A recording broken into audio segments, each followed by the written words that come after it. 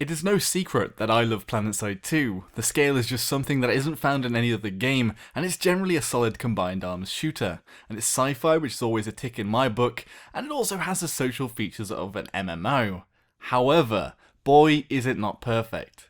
So, I did a top 10 reasons to play Planetside 2 almost a year ago now, and I always intended to accompany it with the top 10 worst things about the game, and here we are.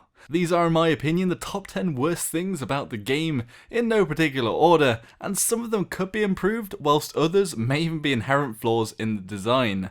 So get out your anti-burn cream, as I roast Planetside 2.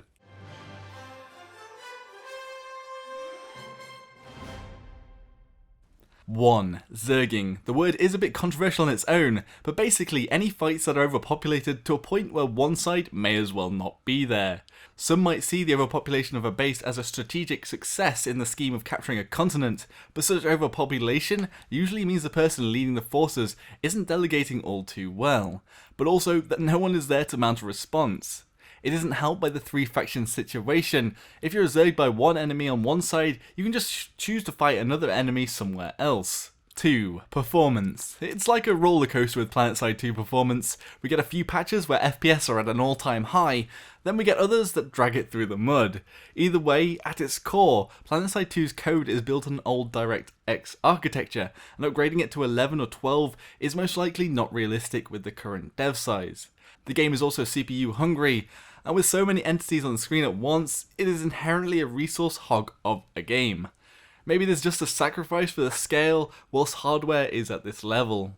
3. Network performance. A lot of things in the game are registered client-side. You'll die running around a corner into cover, which on your screen looks like sorcery, but on the other players they shot at a deer caught in headlights. Playing Battlefield 4, there are similar frustrations there, and just the scale of the game and amount of players, this might be a limitation inherent to the system too. 4.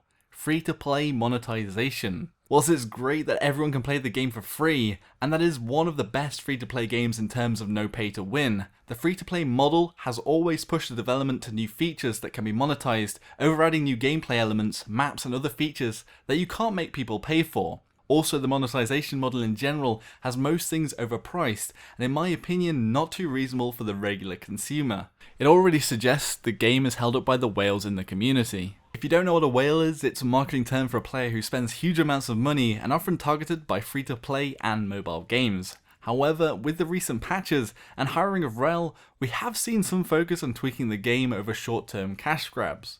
5. The anti-vehicle range and render range on infantry makes tank gameplay extremely frustrating. The anti-vehicle turret for the engineer is particularly annoying. It is wire guided, has a decent velocity and does a lot of damage. Also, engineers can spam them, you don't need to resupply after it is destroyed, so tank users often have no hope. It just isn't any fun to be picked off by an enemy you can't see whilst they can wire guide their projectile. There really are only a few places in the game that see epic tank clashes, and even then they are often wiped out by a nest of anti-vehicle turrets. 6. Max units. Another controversial one. Some people love the power given to you whilst in the suit, whilst others suggest they single-handedly kill the infantry game. As a relatively good player, I'm not too scared of a max unit, unless they're in a tight room and I've turned an unfortunate corner to face them. C4, rockets, and concentrated fire can all take down these miniature Gundams. In groups though, and with the support of engineers, they can be pretty unstoppable. Also, newer players will often just run a mile, and those overly conscious about their KD will only leave dust in their trail. Personally, I think with 2 weapons they have too much firepower, and with charge they have too much maneuverability. But the bottom line is, they are awkward to play against as an infantry player. The flow of infantry fights is often dictated by them, and I just feel infantry side would be a lot more fun without them. 7. Base design.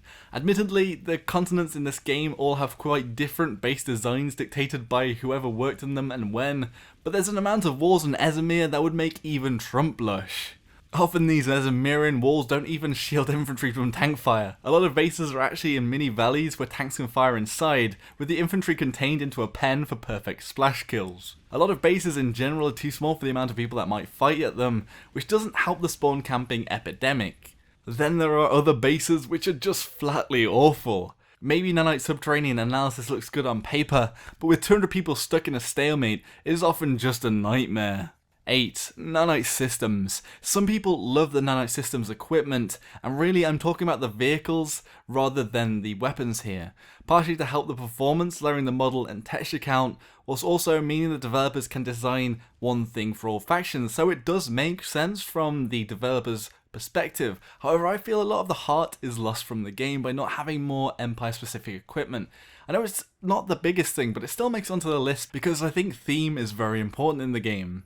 And especially without any lore, which could have made it into this top 10, but I decided against it because it doesn't directly affect the gameplay. 9. New player experience. Jack Frags, another YouTuber, made a video recently about how inaccessible Battlefield 4 was compared to COD. Joshino Frags would make a comparison of how inaccessible Planetside 2 was compared to Battlefield 4. Jokes aside, the game is fairly complex if you want to understand the flow of battle, and there's a hell of a lot of equipment and upgrades. It can be pretty daunting to be a newer player. Not everyone wants to sit through a few 10-minute YouTube videos, and that is fair enough. But the bottom line is, players pick the game up, and something happens that makes them quit. Is it experienced players farming them in ways they didn't know how? Was it looking at the certification screen, seeing all of the unlocks and then logging out in confusion? Or perhaps they just couldn't find a decent fight? Either way, the more people that play the game, the better, and it is sad to see most fall at the entrance gate. Saying all of this though, a lot of work is being done on improving the new player experience. On the test server they are piloting giving fully certed classes to newer players, and is definitely on their minds. 10. Marketing. It's always been a bit frustrating that Planetside 2 hasn't been able to cut it into the mainstream. It just doesn't have the brand recognition of Call of Duty or Battlefield. Sure, it might be unrealistic, but if it had been a bit more popular, money would have gone into the game, and perhaps all of the suggestions deemed wild for the size of development team we have now would actually be realistic if it was a hit. Sure, it probably wouldn't be Utopia side, but the game has so much potential, I feel it could have been pushed further without such a rocky money ride. 11. Salty Vets. Good